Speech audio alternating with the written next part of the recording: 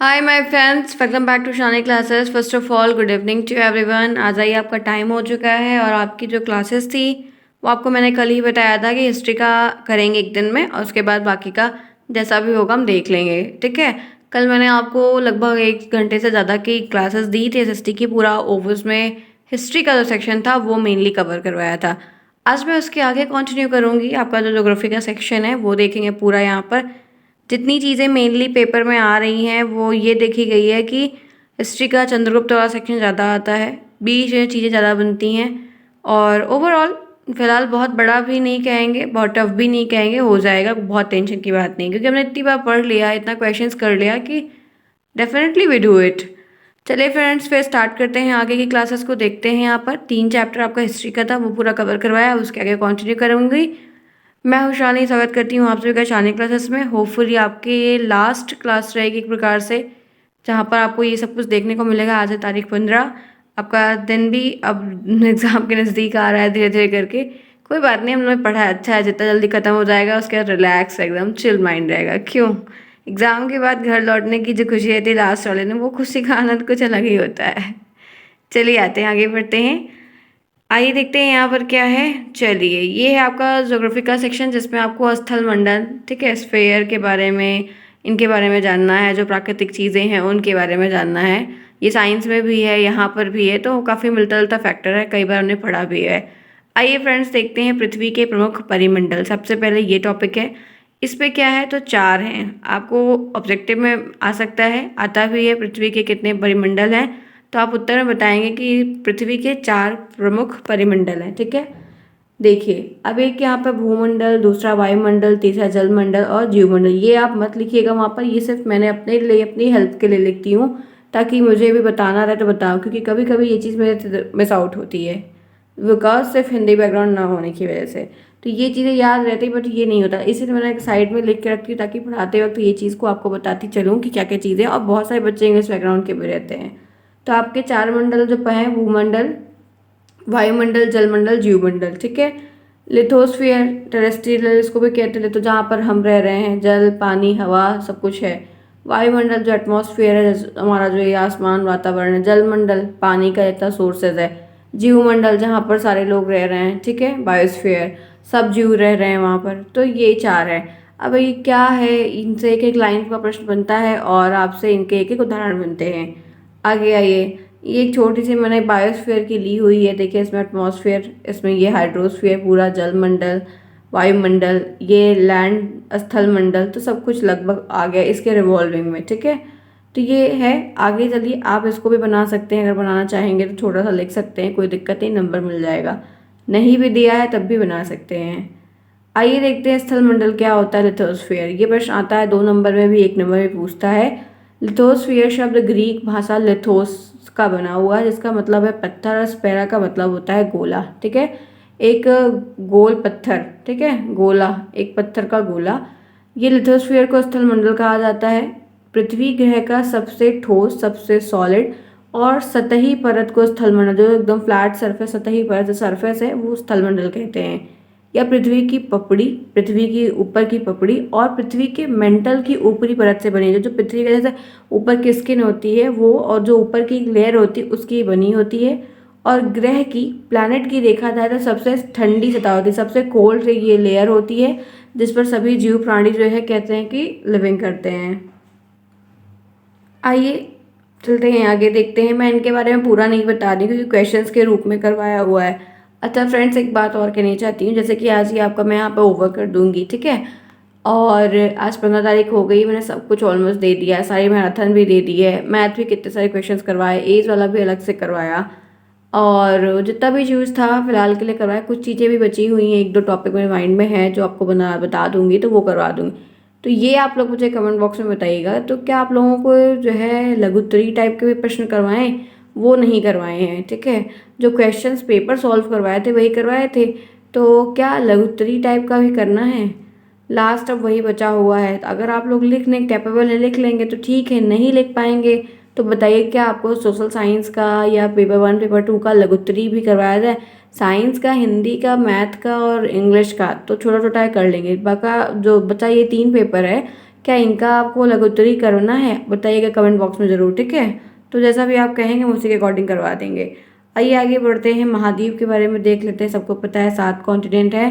महाद्वीप क्या है? तो एक प्रकार से महाद्वीप एक विस्तृत फैली हुई जमीन का फैलाव है जो पृथ्वी पर समुद्र से अलग दिखाई देता है, जो लैंड की सरफेस पे भी समुद्र से अलग दिखाई देता है। एक महाद्वीप धरती का बहुत बड़ा विस्तृत क्षेत्र होता है जिसकी सीमाएं स्पष्ट पहचानी जा सकती हैं कि ये महाद्वीप है, ये लैंड का सरफेस है। पृथ्वी को जो 7 सबसे बड़ा ठोस सतह टुकड़ों में है बांटा है अलग अलग, वो 7 मतलब महाद्वीप है, 7 महाद्वीप, ठीक है। जिसमें से हम एक में आते हैं, बाकी सब अलग अलग है। हम एशिया में रहते हैं। एशिया में रहते हैं, कहीं और रहते हैं? एशिया, अफ्रीका, उत्तरी अमेरिका, दक्षिण अमेरिका, अटलांटिक, ठीक है। और ये क्या कहते हैं, यूरोप और ऑस्ट्रेलिया, आर्कटिक है ये। तो यहाँ पर ये आपको ध्यान रखना है कि ये यहाँ पर टोटल 7 हैं। कभी कभी इनके नाम लिखने को आ जाते हैं तो बहुत सारे लोग को 1-2 भूल जाते हैं, तो ज़रूर याद रख लीजिएगा, ठीक है। आगे बढ़े, आइए आगे चलते हैं। अब देखते हैं जलमंडल का यहाँ पर क्या अर्थ है, देखते हैं। जैसे जैसे टॉपिक है देखते चलिए। जलमंडल से हमारा मतलब है, जलमंडल है कि पानियों का मंडल, जहाँ पे पानी ही पानी की बात की जाए। तो यहाँ पर है कि जलमंडल से हमारा तात्पर्य जल की एक ऐसी लेयर से, परत से है जो पृथ्वी की सतह पर सागर के रूप में, महासागर के रूप में, झील के रूप में, नदियों के रूप में तथा दूसरे जलाशयों के रूप में फैली हुई है। और हमारी पृथ्वी की सतह संपूर्ण क्षेत्रफल लगभग 71% भाग जो है वो जल से कवर है, ठीक है। ध्यान रखिएगा, बस ये कि पीने योग्य नहीं है। ये आई थिंक रिपीट हो गया है इसमें, कोई बात नहीं, आगे चलते हैं। वायुमंडल का संगठन क्या है, इनका कंपोजिशन। वायुमंडल विभिन्न प्रकार की गैस के जलवाष्प और धूल कण, जो डिफरेंट डिफरेंट वाटर वेपर हैं, जो छोटे छोटे धूल के पार्टिकल्स हैं, डस्ट हैं, विभिन्न प्रकार के गैसों का ये कंपोजिशन है। कंपोनेंट भी कह सकते हैं। नाइट्रोजन और ऑक्सीजन वायुमंडल की 2 प्रमुख गैसें हैं। कैसे नहीं, गैसें हैं, ठीक है। पूरे वायुमंडल में देखा जाए तो ऑक्सीजन, O2 और N2, ये मतलब नाइट्रोजन, ये सबसे ज़्यादा मतलब यूज़फुल या भरी हुई कह सकते हैं। 99% भाग इन्हीं 2 गैसों से मिलकर बना हुआ है पूरे वायुमंडल का। शेष 1% भाग जो है उसमें अन्य गैस जैसे organ, carbon dioxide, hydrogen, helium, ये सारी गैस का भी प्रेजेंस उसमें थोड़ा अमाउंट में उसमें अवेलेबल है। मेनली जो है वो ऑक्सीजन और नाइट्रोजन है, जो कि सबके लिए काफ़ी हेल्पफुल है। तो ये एक रेशियो है। नाइट्रोजन जो है वो 78.1%, ऑक्सीजन जो है 9%, इसीलिए कभी कभी इसको 21% डायरेक्ट लिख देते हैं। Organ 0.9%, carbon dioxide 0.03%, hydrogen 0.01%, neon 0.0018%, helium 0.005%। तो ये एक प्रेजेंस है। इनका प्रेजेंस का कोई रेशियो नहीं पूछेगा आपसे, बट कौन कितने मात्रा में, ये आपको एक एस्टिमेट पता होना चाहिए। आइए फ्रेंड्स, फिर आगे बढ़ते हैं, देखते हैं वायुमंडल की परतें जो हैं उनके नाम। लेयर ऑफ एटमॉस्फेयर, तो क्षोभ मंडल आएगा, ठीक है। एटमॉस्फेयर की लेयर है ये, ठीक है, एटमॉस्फेयर समझिएगा। फिर समताप मंडल, मध्य मंडल, आयन मंडल और बहिष्मंडल या बहिष्कृत मंडल, बाह्य मंडल भी। ट्रोपोस्फियर, स्ट्रेटोस्फियर, मीजोस्फियर, एनोस्फियर, ये टेट में इससे बड़ा प्रश्न बनता है इन्वायरमेंट के सेक्शन से, ठीक है। तो सब क्षोभ मंडल, समताप मंडल, मध्य मंडल, आयन मंडल और बाह्य मंडल। आगे चलते हैं, इनके बारे में देखते हैं। तो फ्रेंड्स, अगर इनसे प्रश्न आता है तो एक छोटी सी इमेज ज़रूर आप भी बना दीजिएगा, ट्रोपोस्फियर, स्ट्रेटोस्फियर, मीजोस्फियर, ऐसे लेवल करके, तो बढ़िया रहेगा। पेन से आसानी से बन भी जाएगा, कोई दिक्कत नहीं है। अब आसानी से बना लेंगे जल्दी टाइम में भी, ठीक है। आगे देखिए इनके बारे में क्या है। अब आगे चलते हैं। देखिए यहाँ पर ध्यान रखना है, आपको पता है क्षोभ मंडल ट्रोपोस्फियर होता है जहाँ पर हम रहते हैं, ठीक है। मैं आपको बता देती हूँ, जहाँ पर हम मतलब क्षोभ मंडल सबसे नीचे वाला, फिर उसके ऊपर जहाँ पर ये वायुयान वगैरह उड़ते हैं वो समताप में आता है। फिर उसके ऊपर जो होता है मध्य मंडल आता है, आयन मंडल जहाँ पे ये सैटेलाइट वगैरह का पूरा कनेक्शन रहता है, और ये फिर एकदम बाहर हो जाता है। तो ये अलग है। मध्य मंडल सबसे ठंडा होता है, ठीक है। आगे आइए, जीव मंडल किसे कहते हैं।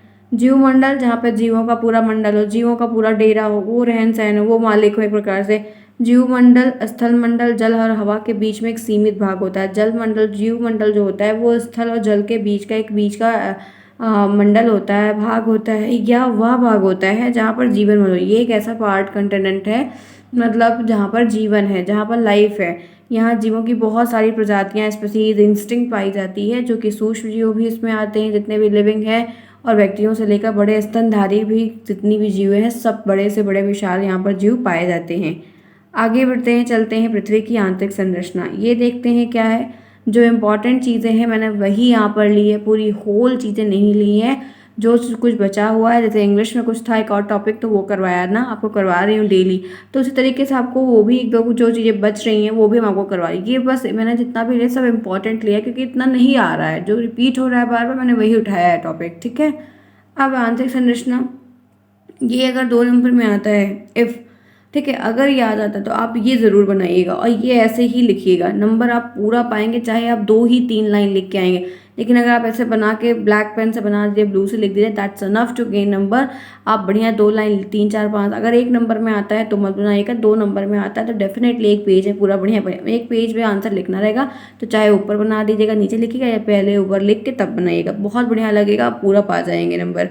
तो यहाँ पर जो इनकी कोर के बारे में देखिए, ब्रा कोर, मेंटल, भूपर्वटी, ये crust, mantle core, inner core, ठीक है, आउटर कोर और इनर कोर। आगे आइए, देखिए हमारी पृथ्वी की जो इंटरनल संरचना है, इंटरनल बनावट है, को विभिन्न स्रोतों से, डिफरेंट डिफरेंट सोर्सेज से, चट्टान का, ज्वालामुखी का, तापमान का, दबाव का, घन डेंसिटी का, उल्काओं का, ग्रेविटेशनल फोर्स का, मैग्नेटिक एरिया का, ये काफ़ी संगठन है जिससे सारी चीज़ों का वहाँ प्रभाव भी पड़ता है और सब मिलकर बनी हुई, सबको बांधे हुए हैं।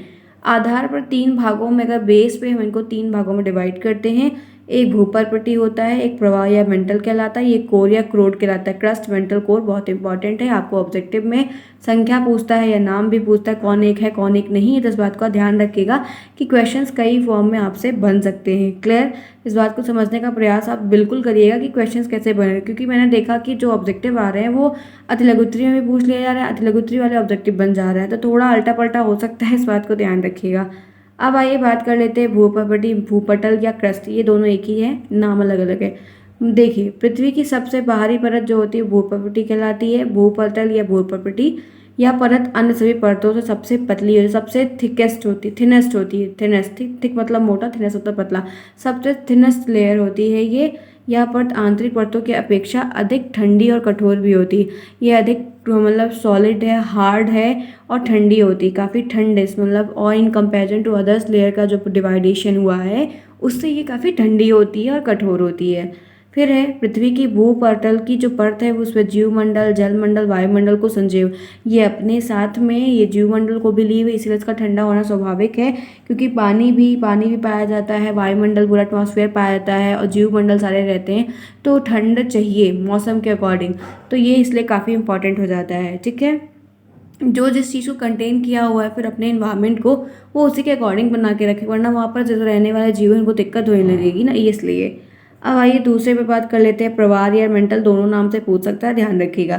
भूपर्वटी के नीचे की जो लेयर होती है, नीचे का जो भाग होता है उसको हम प्रवाह या मेंटल कहते हैं। यह भाग भूपर्वटी के नीचे से आरंभ होता है और ये 2900 किलोमीटर की गहराई तक जाता है, मतलब ये भूपर्वटी से 29 किलोमीटर की गहराई के अंदर जाके, मतलब उसका इतना लेवल तक नीचे गया हुआ है, ठीक है, क्लियर यहाँ तक। चलिए फ्रेंड्स, फिर आगे बढ़ते हैं इसी के साथ। लाइक करना बिल्कुल भी ना भूलें, फटाफट चलिए, मैं आगे बढ़ रही हूँ तो आप भी अपने सपोर्ट को आगे बढ़ाइए, जिसने ना किया हो फटाफट करें। यहाँ पर देखिए दूसरा पॉइंट क्या है, भूपर्वटी एवं मेंटल की जो ऊपरी भाग है वो स्थल मंडल का बना हुआ रहता है, कुछ कुछ चीज़ें उसमें रहती हैं। मेंटल का निचला भाग जो होता है वो ठोस होता है। आगे चलिए, थर्ड देखिए क्या है, क्रोड एवं अंतरम या कोर कहते हैं। निचली मेंटल के बाद के अंदर की ओर की एक और विभाजक पाया जाता है जिसे गुटन वर्ग कहते हैं, ठीक है। ये एक बार शायद ऑब्जेक्टिव में पूछा गया, मे भी ध्यान रखिएगा, उसके और निचली जो अंदर की परत होती है उसकी बात यहाँ पर की जा रही है। ग्लूटेन वर्ग मेंटल को क्रोड से अलग करता है, कोर और क्रोड दोनों अलग में डिवाइड होता है, इसीलिए वो ब्राह पार्ट और अंदर का पार्ट दो अलग अलग डिवाइड होता है। या पृथ्वी की सबसे इंटरनल लेयर होती है, सबसे नीची सबसे इंटरनल लेयर होती है, इसे बेरिस्फेयर भी कहा जाता है। ये इंपॉर्टेंट है, इसीलिए अलग कलर से हाईलाइट है, इसे बेरिस्फेयर भी कहा जाता है। आगे चलिए, ये एक छोटा सा अंदर का एकदम इनिशियल वाला है, आप देख सकते हैं मैंने लिया हुआ है, ये देखिए इसका बाहर उठा हुआ ये पूरा ये है एक्चुअल में, इसका निकला हुआ पार्ट ये है। तो mental, outer core, inner core, crust है पूरा किलोमीटर ड्यूरी, ये लिक्विड बताया है, ये सॉलिड है, ये पूरा कोर में, ये मेंटल में, तो ये डिवाइड किया हुआ, आप इसको नहीं बनाएगा, सिर्फ समझने के लिए ये चीज़ें हैं। आइए आगे बढ़ते हैं, चलते हैं सैल और चट्टान पे, इनके बारे में क्या है, ये क्या होते हैं, प्रश्न आता है, सैल किसे कहते हैं, चट्टान किसे कहते हैं, क्या है बताइए।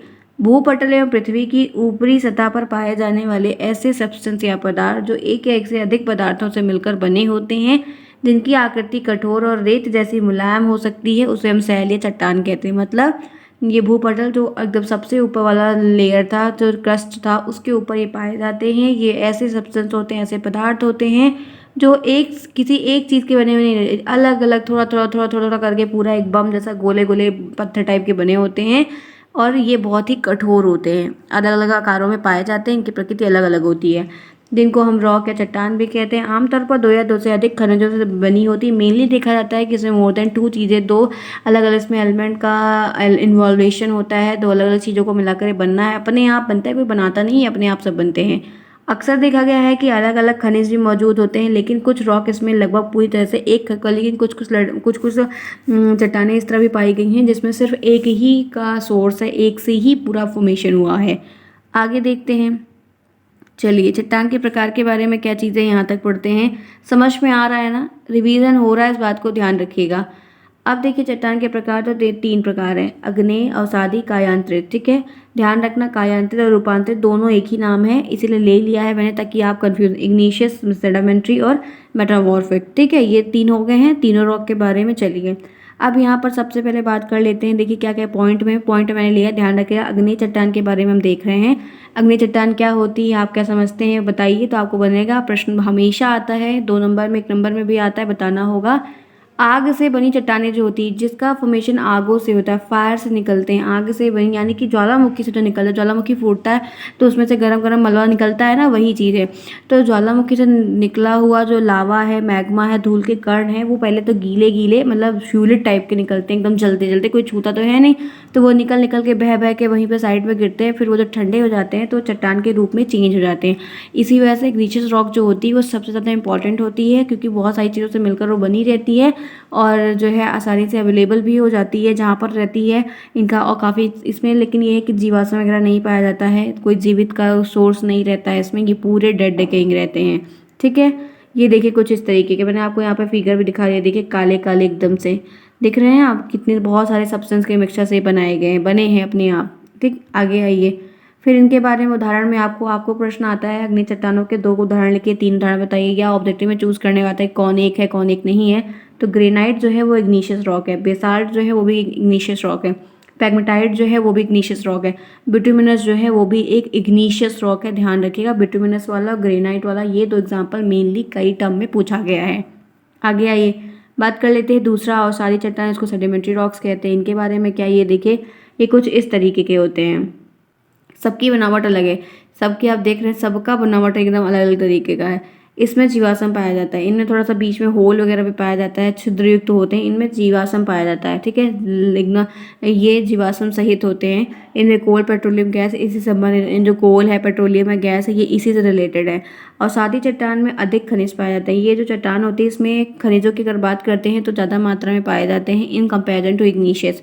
और अवसादी चट्टान मृदा के निर्माण के लिए बहुत, मिट्टी का जो फॉर्मेशन होता है वो इनसे मेनली होता है, क्योंकि अलग अलग जगह पे पाया जाता है। मिट्टी को बनाने के लिए मिट्टी का संगठन इन्हीं से होता है, ये महत्वपूर्ण भूमिका को निभाते हैं। अवसादी चट्टान का निर्माण अग्नेय चट्टानों से ही होता है। ये अवसादी चट्टान भी कुछ कुछ चीज़ें जो हैं उनसे, उनके कुछ एलिमेंट इनमें पाए जाते हैं, या कुछ कह सकते हैं कि उनके जब वो टूट जाते हैं, जैसे रॉक्स टूटती है ना, तो वैसे टूट टूट के फिर ये कुछ टूटा, कुछ मतलब डेड डिकेइंग टूटा, कुछ जीवाश्म वाला टूटा, दोनों मिल के फिर अपने आप मिल गए, जुड़ गए, तो ऐसे भी कुछ फॉर्मेशन होते हैं। आगे चलते हैं इन्हीं के साथ। अब इनके उदाहरण में क्या क्या आ जाएगा, तो बलुआ पत्थर आ जाएगा। ठीक है, और शादी के जो उदाहरण की अगर हम बात करते हैं तो बलुआ पत्थर आ जाएगा, डोलोमाइट आ जाएगा, लेग्नाइट आ जाएगा, चूना पत्थर आ जाएगा, कोयला, ये सब क्या है, सारे के सारे जो हैं और शादी के उदाहरण है। तो उदाहरण जरूर याद रखिएगा, अगर पूछता है तब भी लिखिए, नहीं पूछता है तो खुद से लिखिए, तभी आपको पूरे नंबर बिना कहे मिलेंगे। तो थोड़ा लिखने का भी प्रयास करिएगा और राइटिंग 1-2 पेज डेली लिखते रहिए, तो राइटिंग भी बनेगी, स्पीड भी बन जाएगी। ठीक, अब यहाँ पर बात कर लेते हैं कायांतरित की, मेटामॉर्फिक रॉक की। इनके बारे में देखिए क्या क्या चीज़ें, क्योंकि कई टर्म मैंने दे दिया कि हर तरीके से आपको ले आ दो ताकि आप कर ले जाएँ, कोई भी प्रॉब्लम ना फंसे आपको। अब इनके बारे में क्या है देखते हैं। देखिए क्या कह रहा है, इन सेलों का निर्माण अग्नि और परतदार दोनों के रूप के परिवर्तन के कारण होता है, क्योंकि चीज़ें जैसे इंसान बदल रहा है, चीज़ें बदल रही हैं, वैसे ही ये भी बदलते रहते हैं। तो कहते हैं कि जो ये रॉक का निर्माण हो रहा है, कायांतरित का जो फॉर्मेशन हो रहा है, वो जो एक अग्नेय चट्टान थी और परतदार दोनों का जो रूप परिवर्तन होता है, समय के साथ ढलते हैं, टूटते हैं, बनते हैं, बिखरते हैं, तब उससे जो चट्टान बनती है वो कायांतरित या रूपांतरित चट्टान कहलाती है। ठीक है, इसी के साथ आगे बढ़ते हैं, देखते हैं। तो फ्रेंड्स आपको जो चट्टान का सेक्शन था, जो चट्टान का चैप्टर था, वायुमंडल वगैरह जिसमें था, जो भी चीज़ें थी वो मैंने बताया। वायुमंडल के बारे में अभी मैं पूरा बताऊंगी, उसमें थोड़ा सा ही नाम बताया क्योंकि आगे एक बार फिर दिया है, तो वो सारा बताऊंगी। तो जो जितना चट्टान का था और इनर था, मतलब पृथ्वी का अंदर का भाग, उसके बारे में जो जो छोटी छोटी बेसिक चीज़ें बन रही हैं लघुत्तरी में, ऑब्जेक्टिव में, वो सारे मैंने क्लियर अभी तक बता दिए। तो 20 मिनट में मैंने आपका लगभग एक ज्योग्राफी का सेक्शन पकड़ लिया और उसको पूरा कवर करवाया। क्लियर? चले आगे, चलिए। तो अब लाइक तो बनता है, चलो फटाफट लाइक करो। जैसे आप बढ़ते जा रहे हैं वैसे आप अपने लाइक भी बढ़ाते चलिए मेरे लिए। इतना तो सोचिए, आप तो डायरेक्ट एंट्री मारते हैं। अब आइए नेक्स्ट देखते हैं यहाँ पर विभिन्न धरातलीय जो कारक हैं, अंतर्जात बल, थोड़ा फोर्स सोर्स का। ये फोर्स सोर्स कैसे, जैसे भूकंप का आना, ज्वालामुखी का आना, अंदर पृथ्वी में हलचल होना, लेयर बनना, मिट्टियों का ये नदी घाटी का ऊपर, वेलन की घाटी, ये घाटी, भ्रंश की घाटी कैसे बन रही है, ऊबड़ खाबड़ कैसे बन रहे हैं। तो ये जो कुछ कारक हैं, जो फोर्सेस हैं, उनके बारे में हमको जानना है कि ये इंटरनली हो रहा है, कैसे बन रहा है। ठीक है, आइए ये बात करते हैं अंतर्जात बल की। ये अंदर का फोर्स, इनर फोर्स, ये क्या है। अंतर्जात बल के द्वारा पृथ्वी में जो विषमताएं और लैंड के सरफेस जो इनइक्वलिटीज़ बन रही है, अप डाउन्स आ रहे हैं, कुछ अच्छा हो रहा है, कुछ बेकार हो रहा है, कुछ बिगड़ रहा है, कुछ बन रहा है, तो ये सब कैसे, कुछ फोर्सेस के थ्रू। जैसे हमारे अंदर से फोर्स होती है, मोटिवेशन होता है, कभी कभी अब यही चीज़ पढ़ते हैं तो मन नहीं करता, कभी कभी हमारा मन करता है हम पढ़ते हैं, तो वो कैसे हो रहा है। हमारे अंदर भी तो पुशअप है, हमारे अंदर भी तो बल है, तो वैसे इन सब में चीज़ों में नहीं तो ये अप डाउन्स होंगे ही नहीं, इनका फॉर्मेशन कैसे होगा, अच्छा सारी चीज़ें कैसे बनेंगी। तो वही है कि अंतर्जात बल के थ्रू जो है, जो इंडोजेनिक फोर्स है, जो अंदर का बल है, उसके थ्रू ये जो विषमताएं पृथ्वी पर देखने को मिलती हैं। जैसे कि पृथ्वी के अंदर से उत्पन्न बल के द्वारा पृथ्वी पर कैसे क्या चेंज क्या हो रहा है, भूकंप का आना। भूकंप कैसे आ रहा है, क्या मैं ले आ रही हूँ, आप ले आ रहे, नहीं। भूकंप इंटरनल फोर्सेस है, कुछ ज़्यादा हो रहा है, अप डाउन्स हो रहे हैं, कुछ हलचल हो रही है तो अर्थक्वेक आ रहा है, सुनामी वगैरह क्रिएट हो रही है, ज्वालामुखी फट रहे हैं, सब कुछ बाहर निकल रहा है। तो अंतर्जात बल को भी दो कैटेगरी में बांट दिया गया कि ये चीज़ें कैसे कैसे फॉर्म हो रही हैं। अब इसमें जो दो बल आता है वो है, एक आकस्मिक बल होता है जो सडनली होता है, जिसको हम सडन फोर्स कहते हैं। एक बल होता है जो दीर्घकालिक होता है, जो काफ़ी समय से हो रहा है। चलिए फ्रेंड्स, फिर देखते हैं आकस्मिक बल के बारे में, एक एक बल को देखेंगे। इस बल से भूपटल पर विनाशकारी घटनाओं का आकस्मिक आगमन होता है। अर्थ के सरफेस पे जो चीज़ें सडनली होती है, अचानक होती हैं, बैठे बैठे हो जाती हैं, हम लोग पता भी नहीं चलता है, तो ये सडन फोर्स के कारण होता है। पृथ्वी के अंदर से अचानक से ऐसा बल क्रिएट होता है जिसकी वजह से बाहर हमको उसका उल्टा रिजल्ट देखने को मिलता है। भूकंप आ जाता है, सुनामी आती है, वोल्केनो वगैरह फटना शुरू हो जाते हैं। तो ये मेन रीजन आकस्मिक बल के द्वारा था, जो सडनली पृथ्वी में भी क्रिएट होता है। दीर्घकालिक है, लॉन्ग टर्म है, या पटल विरूपणी कहते हैं, प्लेट डिफॉर्मेशन फोर्स भी इसको कहते हैं इंग्लिश में। इसे पटल विरूपणी डिस्ट्रॉफिक फोर्स भी कहते हैं, क्योंकि इसके अंतर्गत लंबवत और क्षैतिज से संचलन होता है। मतलब कुछ लंबवत मतलब लंबा लंबा, क्षैतिज हॉरिजॉन्टल टाइप में कुछ ऊपर नीचे हो रहा है, अप डाउन्स हो रहे हैं, हिल रहा है, डुल रहा है, काफ़ी समय से लगा हुआ है, सडनली नहीं हो रहा है, धीरे धीरे धीरे धीरे करके हो रहा है। तो इनके अंतर्गत संचालन से महाद्वीप का निर्माण कार्य, जो लंबवत संचालन होता है, कुछ लंबा बनना, पर्वतों का बनना, तो उन सब के थ्रू थोड़ा ज़्यादा इनका जो प्रेशर रहता है ना, इनका जो रिजल्ट रहता है वो कम प्रभावी होता है, क्योंकि आकस्मिक जो चीज़ें होती हैं वो हमें ज़्यादा इफेक्ट करती हैं। ये एक थोड़ा कम रहता है क्योंकि हमें इसके बारे में पता हो जाता है, क्योंकि इतने रिसर्चर्स हैं, इतने साइंटिस्ट टेक्नोलॉजी के से पता कर लेते, उससे कम प्रभाव पड़ता है। लेकिन आकस्मिक वाले से बहुत हानि होती है, बहुत सारे लोगों की डेथ भी हो जाती है, तो वो बहुत दिक्कत करता है। लेकिन दीर्घकालिक वाला धीरे धीरे करके होता है, लॉन्ग, लेकिन ये इतना है कि आकस्मिक हुआ, आया, चला गया। लेकिन ये रहता है ना, ये लॉन्ग टर्म रुक रुक के आता है, धीरे धीरे करके असर डालता है। तो यही दोनों में फ़र्क है। फिर दोनों से अलग अलग चीज़ें होती, किसी से कुछ अच्छा होता है, किसी से कुछ खराब हो जाता है। अब आइए बात कर लेते हैं वलन की। वलन क्या होता है, वलन से आप क्या समझते हैं, फोल्डिंग क्या होती है। तो पृथ्वी की आंतरिक भाग, जो अर्थ के इंटरनल भाग में उत्पन्न एक अंतर्जात बल, जो इंडोजेनिक फोर्स है, वो हॉरिजॉन्टल संचालन जब उसका होता है, ठीक है, इनका भी जैसे हवाओं का बहना एक दिशा में होता है, वैसे ये भी। तो संचालन के द्वारा चट्टानों में संपीड़न और चट्टानें जो है वो सिकुड़ती हैं और फैलती हैं। लोहा ठंड होता है, देखिए लकड़ी का गेट है लगा है, देखिए गर्मी में वैसे रहता है, लेकिन ठंडी जब आती है तो फैल जाता है। जैसे फिर आप विंडो वगैरह को बंद करिए, वो टाइट बंद होती है, इतने साइंस नहीं बंद होती, गेट वेटा साइंस नहीं खुलता, लेकिन ठंडी गर्मी आते फिर सही हो जाता है। तो उसी तरीके होता है, संपीड़न के कारण लहरों के रूप में पड़ने वाले मोड़, फिर इनका मतलब अंदर से ऊपर नीचे वो हिलता, हमें नहीं पता चलता, लेकिन वो अंदर से होता रहता है। तो उसके कारण जो लहरों के रूप में जो पड़ने वाले से बल रहते हैं, वो मोड़ बना देते हैं वो। ठीक है। वलन के कारण चट्टानों के ऊपर हुए भाग को हम अपनित या नीचे धसे हुए भाग को जो है अभिनित कह रहे हैं। जैसे आप देखो लहरें कैसी रहती, कुछ ऐसे फॉर्म में रहती ना, ये ऐसे ऐसे करके, तो चट्टानें भी ऐसे पाई गई हैं फ्रेंड्स। ध्यान रखना, यही है फोल्डिंग। ये जो ये ऊपर एक बार ऊपर जाएंगे फिर नीचे हो रहा है, कुछ ऐसे है कि फ्लैट ही बन रहा है, एकदम एकदम ऐसे ऐसे बन रहा है। अलग अलग तरीके की चट्टानें होती हैं, अलग अलग तरह की वैलीज होती है, तो इन्हीं से इनका फॉर्मेशन होता है। क्लियर। आगे आते हैं इसी के साथ। अब बात करते हैं ज्वालामुखी क्या। ये वॉल्केनो होता क्या है जो फटता रहता है। देखिए अब यहाँ पर क्या है, ज्वालामुखी वह विवर या छिद्र है, एक प्रकार का विवर या छिद्र होता है। इसमें लावा, राख, गैस। कभी कभी प्रश्न बनता है कि ज्वालामुखी में जो पदार्थ निकलता है वो क्या क्या है, तो आप बताएंगे लावा निकलता है, राख मिलती है, गैस मिलती है, जलवाष्प मिलता है। इन सबका उद्गार होता है, ये फुट फुट के निकलते हैं उसमें से फ्लूइड के रूप में। ज्वालामुखी की क्रिया में पृथ्वी के आंतरिक भाग में मैग्मा गैस का निर्माण, पृथ्वी से भूप्रकृति पर आने वाले लावा से विकसित स्थलाकृति का निर्माण होता है। प्रक्रिया में सम्मिलित होते हैं। मैग्मा में सिलिका की मात्रा बहुत ज़्यादा, जो मैग्मा निकलता है उसमें सिलिका की प्रेजेंस बहुत ज़्यादा होती है। इस आधार पर जो है ये विस्फोट होता है। सिलिका की मात्रा कम कभी कभी रहती है तो उद्गार भी शांत। जब सिलिका की मात्रा ज़्यादा रहती है ना तो ये खूब फूट फूट के चारों तरफ से निकलता है।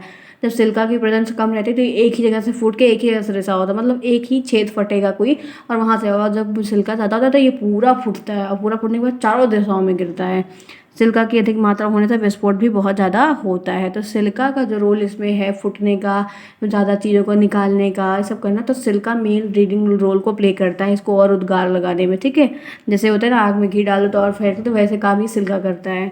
अब आगे देखिए यहाँ पर इनकी सक्रियता पे बात यहाँ पर होती है कि ज्वालामुखी की सक्रियता के आधार पर कुछ बातें बांटी गई, इनको देखेंगे। अब देखिए कुछ ज्वालामुखी होते हैं जो शांत होते हैं, कुछ ज्वालामुखी होते हैं जो सुषुप्त होते हैं, एकदम मंद बैठे हैं। कुछ ज्वालामुखी ऐसे हैं जो सक्रिय हो गए, क्योंकि ज्वालामुखी भी धीरे धीरे चट्टान ऊंची ऊंची चट्टान, ऐसा थोड़ी है कि अब ज्वालामुखी बन फूटना है तो कोई मिट्टी है ऐसे, क्योंकि वो उतना ऊंचा रहता है। देखे हुए नहीं, ये बनना, ये धीरे धीरे करके अपना पहले चट्टान के रूप में, रॉक के रूप में, पहाड़ों के रूप में खुद ही बनता है। ऐसा नहीं कि अचानक बनना शुरू होता है, वो बना रहता है फिर वो अचानक फूटता है। नहीं तो ऐसा थोड़ी है कि ज्वालामुखी बनने के लिए कुछ फूटने के लिए बन रहा है, ऐसा नहीं होता है। तो वही चीज़ है। अब इनके बारे में सक्रिय ज्वालामुखी क्या होगा, जो एक्टिव रहता है, इनके बारे में जानेंगे।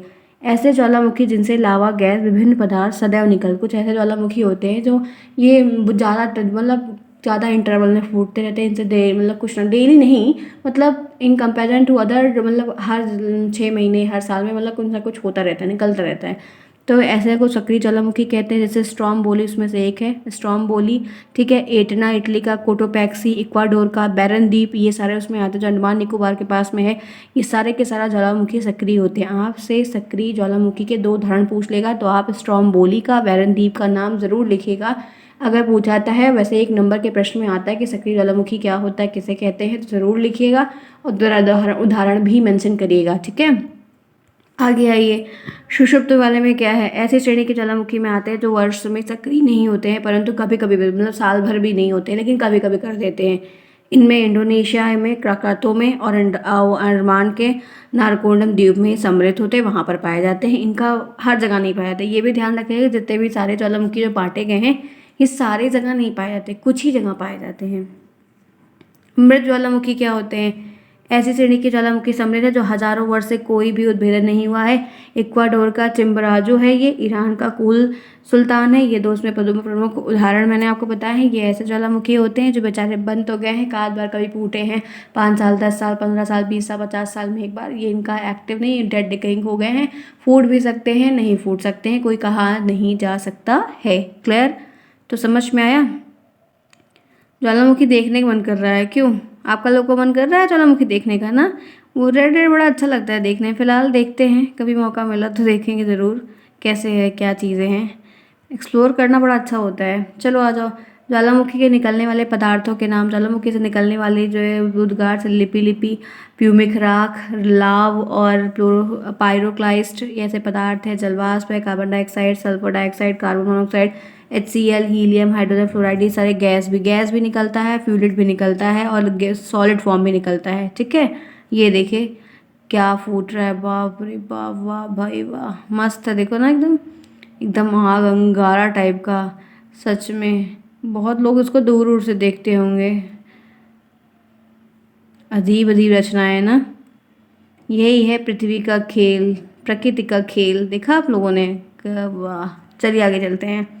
आइए बात करते हैं भूकंप की। अब ये क्या है, साधारण शब्दों में भूकंप का अर्थ पृथ्वी का कंपन है। जैसे हमको ठंडी लगती है तो हम वो करते रहते हैं ना, किटकिट कर दांत हमारा किटकिट करता है कि नहीं करता, ठंडी पड़ जाती है तो अपने आप सिकुड़ जाते हैं, रोए पूरे खड़े हो जाते हैं।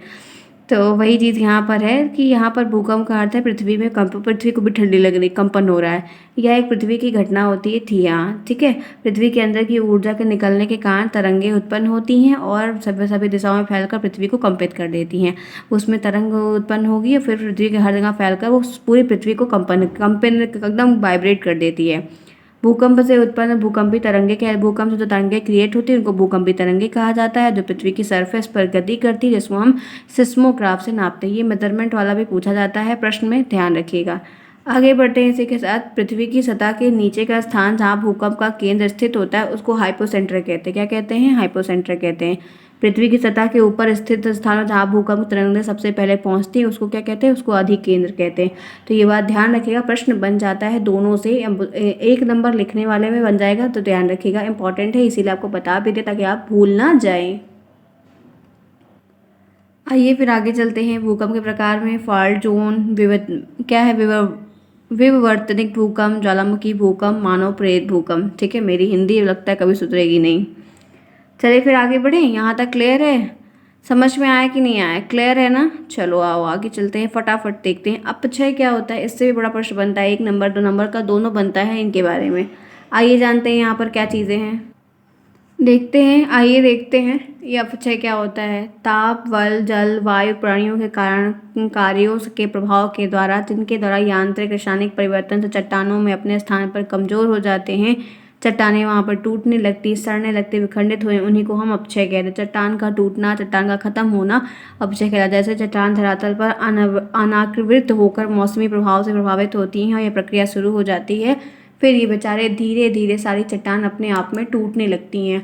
बड़ी बड़ी रॉक्स होती है वो देखिए खंडहर के रूप में बदल जाती हैं, क्योंकि वो एक जगह से अगर टूटना, उसमें क्योंकि बारिश हो रही, हवा आ रही, आंधी तूफान आ रहा है, तो उसका असर जो है, चट्टान जितनी मुश्किल से बनती ना, उसे टूटने में उतनी देर नहीं लगाते हैं और ये आसानी से बहुत जल्दी टूटने लगते हैं।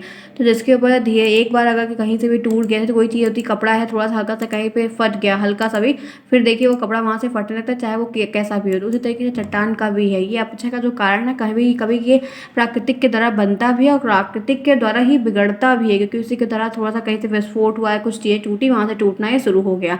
तो यही चीज़ है अपक्षय। ठीक है, अब ये देखिए, अब ये क्या, ये ऐसा कोई स्ट्रक्चर रहा होगा? कभी नहीं रहा होगा। ये बड़ी सी चट्टान लगी हुई, लेकिन अगर थोड़ा सा बीच से कहीं से टूटा, थोड़ा थोड़ा थोड़ा थोड़ा थोड़ा थोड़ा करके ये पूरा इसको होल जैसा बना दिया। ये देखिए, ये अंदर से गिर रहा है, दिख रहे हैं आप? ऊपर लेयर बनी हुई एकदम पतली से, उसके ऊपर घास और मिट्टी सब चढ़ी, पानी भी देखो बह रहा है, लेकिन ये अंदर से खोखला हो रहा है।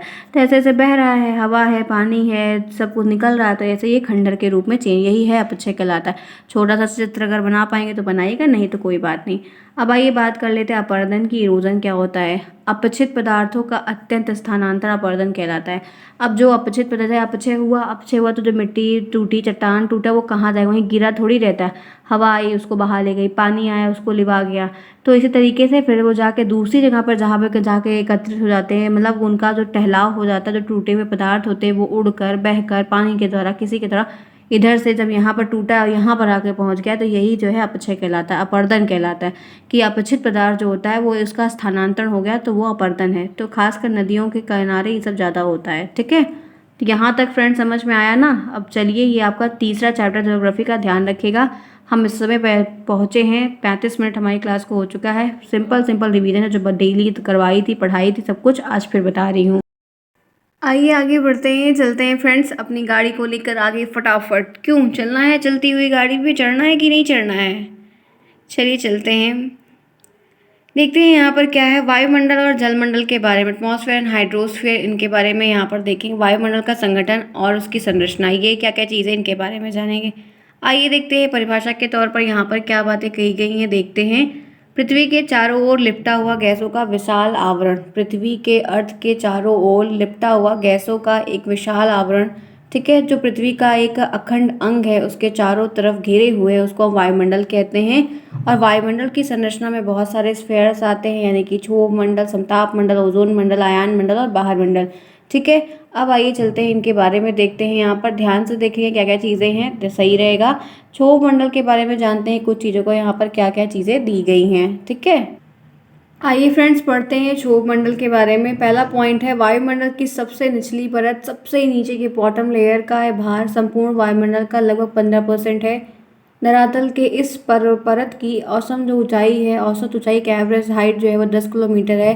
भूमध्य रेखा की ऊंचाई लगभग 18 किलोमीटर, ध्रुवों पर 8 से 10 किलोमीटर है। ये आपको नहीं याद रखना, नहीं लिखना है, बस ये निचली परत इनकी ऊंचाई का किलोमीटर याद रखिएगा। सभी मुख्य भूमंडल जो वायुमंडल की घटनाएं हैं, बादल, आंधी, वर्षा, सब इसी मंडल में होते हैं। धूल, तूफान, आंधी सब कुछ इसी में आता है।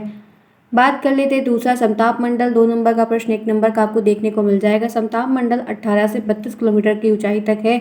यह वायुमंडल की दूसरी निचली परत होती है। इसमें मौसम की घटनाएं, जो मौसम में चेंजेज आते हैं वो सब होते हैं। आंधी आती है, बादल गरजते हैं, बिजली कड़कती है, धूल उड़ते हैं, जलवाष्प आदि, और वायुयान जो हवाई जहाज सब उड़ते हैं, प्लेन वगैरह, ये सब इसी में होते हैं।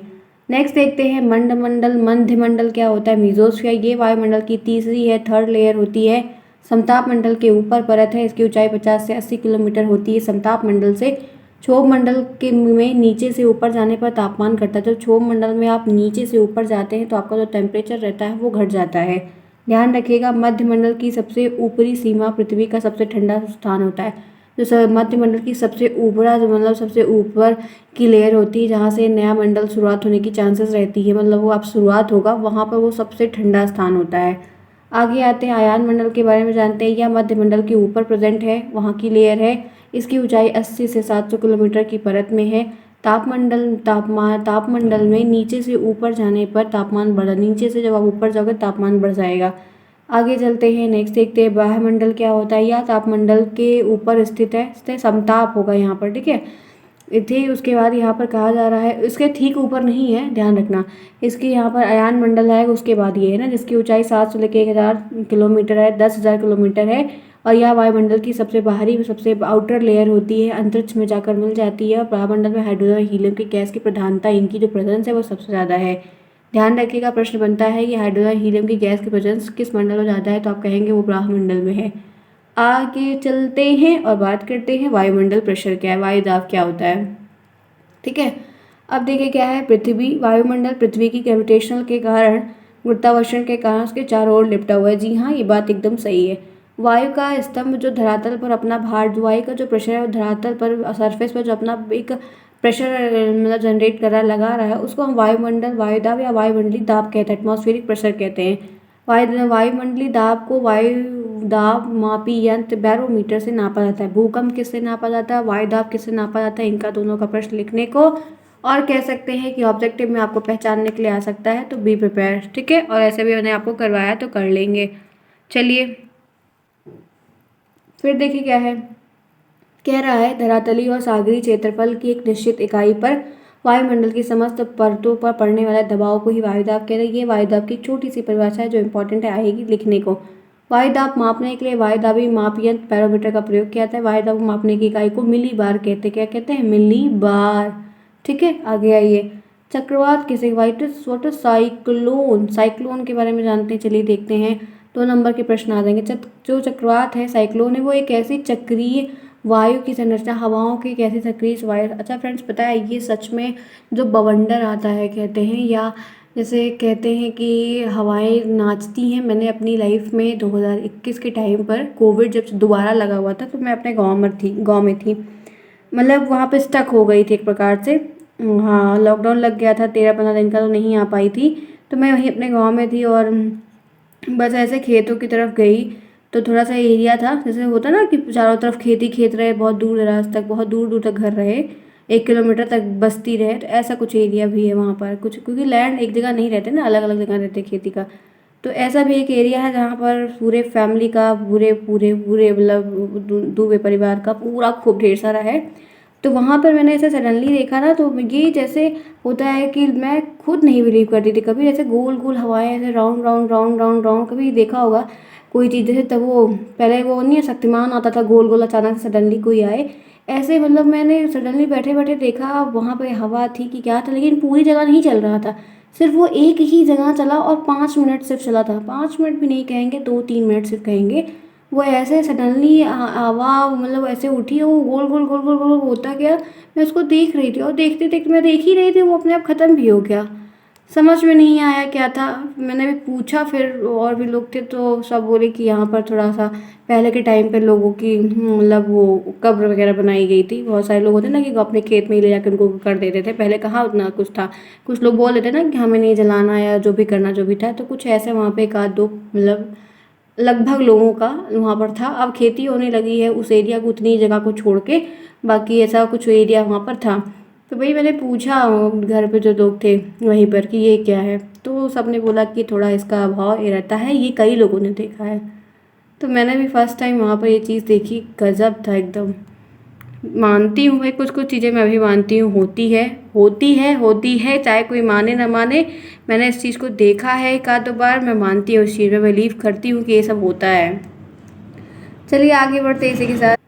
देखिए यहाँ पर क्या दिया गया है, यहाँ पर है कि निम्न वायुदाब और बाहर की जो एक हाई प्रेशर है एयर प्रेशर की दशा में कंडीशन में, ऐसी कंडीशन में केंद्र विमुख दाब प्रवणता के कारण केंद्र की ओर वायु का तीव्र गति से गोल गोल घूमता है। साइक्लोन आता है, साइक्लोन चक्रवात और एंटी चक्रवात होता है ना, साइक्लोन और एंटी साइक्लोन होता है। तो एक बार वो बाहर ऐसे निकल के ऊपर की तरफ जाता है और एक बार क्या होता है अंदर की तरफ आता है। दोनों एक दूसरे का अपोजिट होता है। चक्रवात दो प्रकार के होते हैं, उष्ण कटिबंध चक्रवात और शीतोष्ण चक्रवात होते हैं। अब आइए बात कर लेते हैं कि यहाँ पर प्रति चक्रवात क्या होता है। प्रति चक्रवात एक ऐसी चक्रीय संरचना वायु संरचना की प्रणाली होती है, एक ऐसा सिस्टम होता है जिसके केंद्र में उच्च वायुदाब तथा बाहर की निम्न वायुदाब के कारण, मतलब सेंटर के एयर प्रेशर के कारण और बाहर के मतलब एयर के कारण केंद्र का परिधि की ओर से प्रवाह होता है, अंदर से बाहर की ओर होता है। प्रति चक्रवात में हवाओं की प्रवाह की जो दिशा होती है वो उत्तरी गोलार्ध में घड़ी की सुई की दिशा में होती है और दक्षिण गोलार्ध में घड़ी की सुई के विपरीत दिशा में होती है। एकदम एक बार क्लॉकवाइज होगा, एक बार एंटी क्लॉकवाइज होता है। आगे देखिए, आइए बात कर लेते हैं समुद्र की गतियाँ।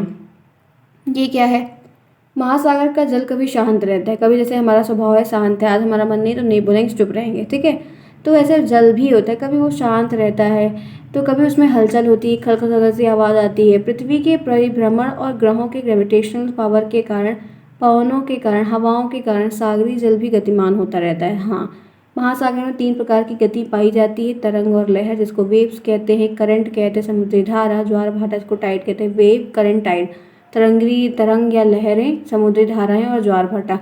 ये काफ़ी इंपॉर्टेंट है, ये बहुत बार बहुविकल्पी में या लघुत्तरी में आया है।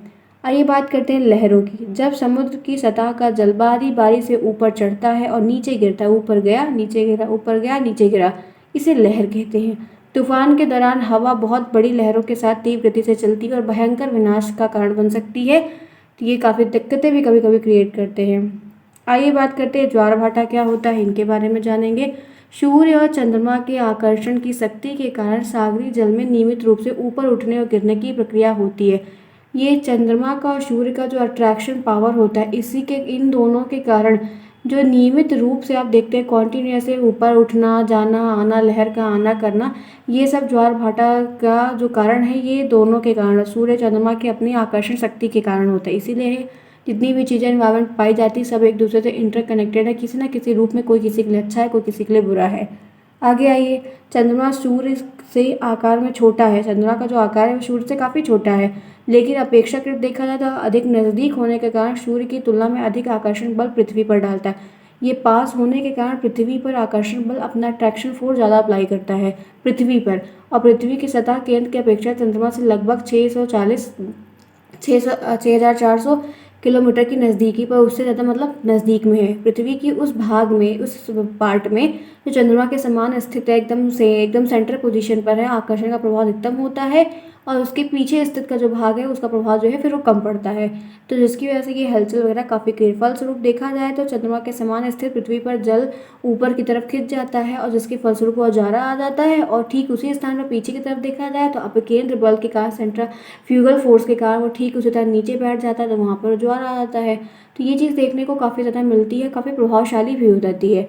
ज्वार के समय पृथ्वी के अन्य भागों का जल खींचकर चले आने से दोनों ज्वार स्थानों के बीच के भाग में समुद्र में तल सामान्य तल से नीचे चला जाता है, उसे भाटा कहते हैं। एक बार वो सारे पानी को खूब, ऐसा होता है कोई कपड़ा या कोई हवा चले तो पूरा एकदम बटोरते हुए चले, इसी तरीके से आप देखोगे तो वो एक साथ पूरा खींचते हुए चलता है। फिर एक बार वो पूरा छोड़ता है तो ऊपर उठा, फिर नीचे हुआ, ऊपर उठा, फिर वही सीसा वाले झूले की तरह, स्लाइडिंग वाले झूले की तरह वैसे ही होता है।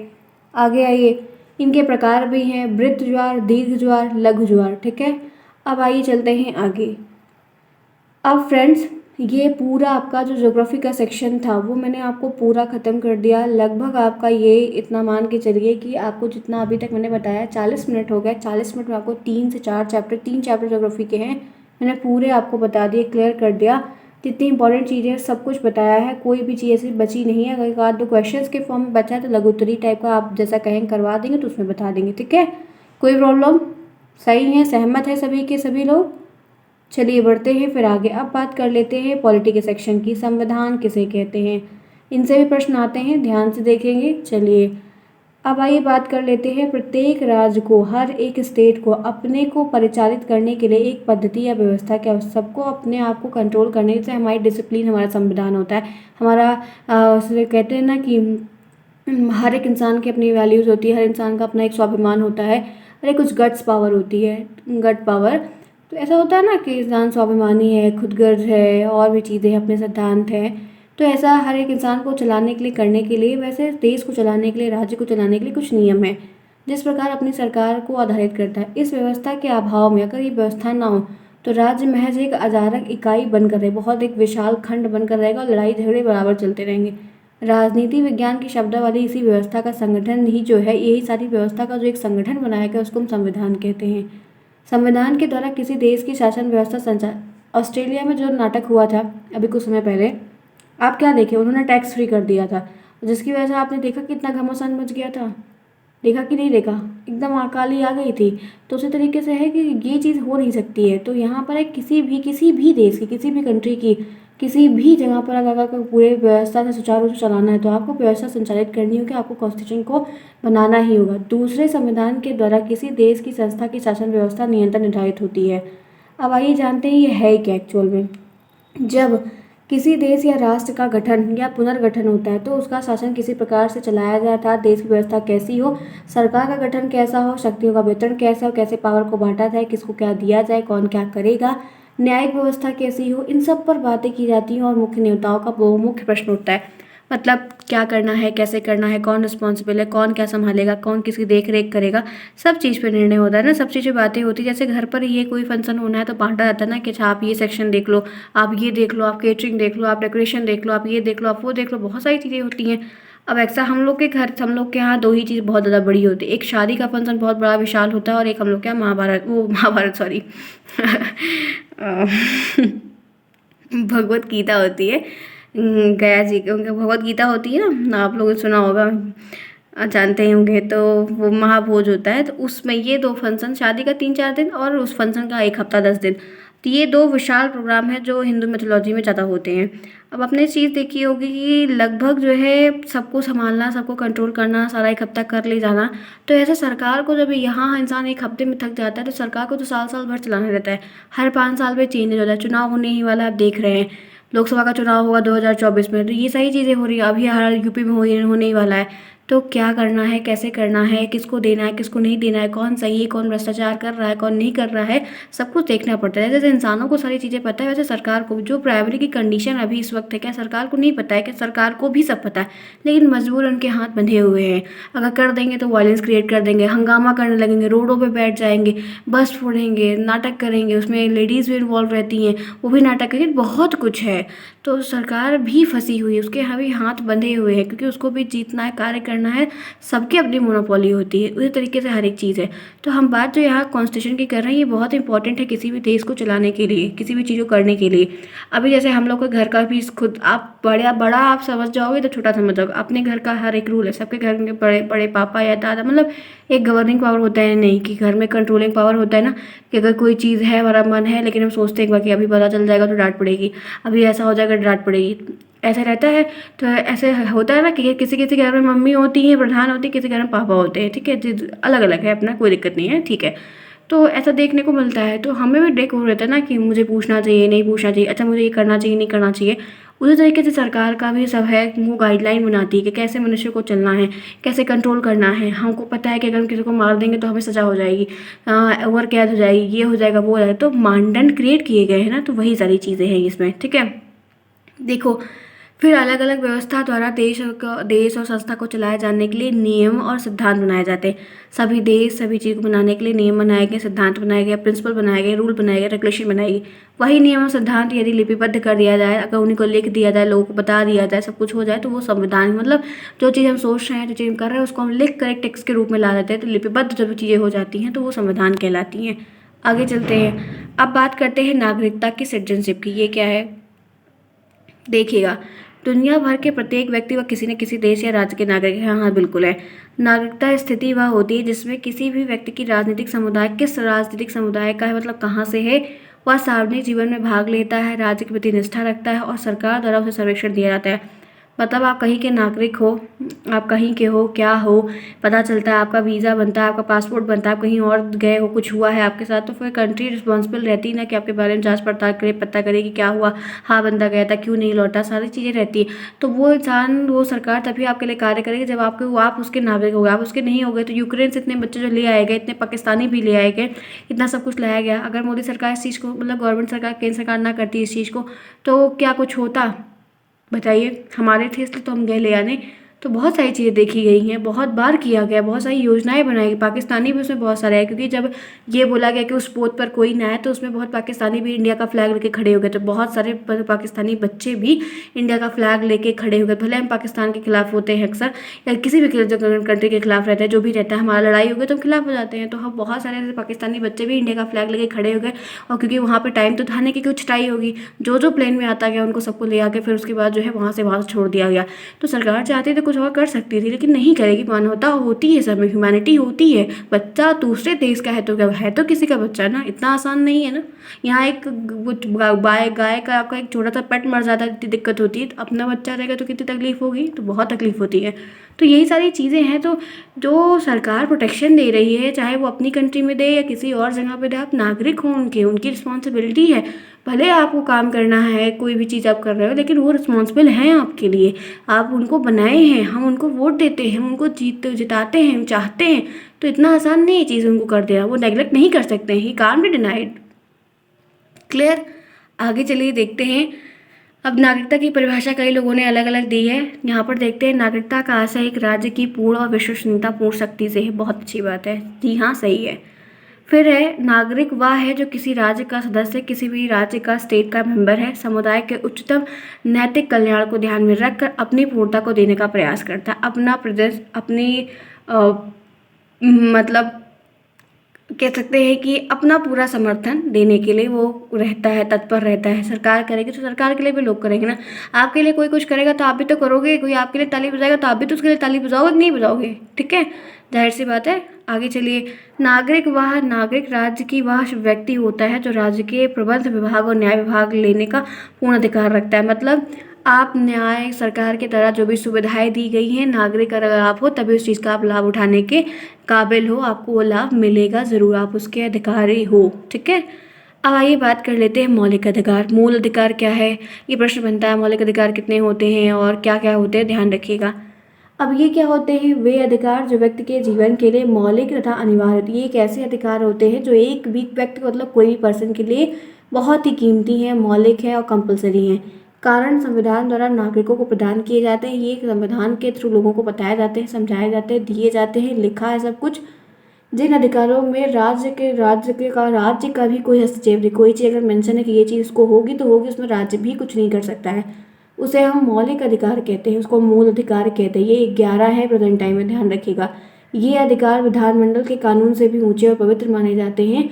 संविधान में संशोधन किए बिना अधिकारों का अतिक्रमण, जब तक कोई संशोधन, कोई अमेंडमेंट एक्ट ले आकर इनको चेंज नहीं किया जाएगा, तब भी कोई फिर इसमें कार्यवाही नहीं हो सकती। इन अधिकारों की रक्षा भार न्यायपालिका को सौंपा जाता है। इन अधिकारों का हनन हो रहा है, इन अधिकारों का कौन लाभ उठा रहा है, क्या हो रहा है, इसके न्यायपालिका को सौंपा जाता है कि वो इस चीज़ को रिस्पॉन्सिबिलिटी के साथ देखें, परखें, जाँच करें।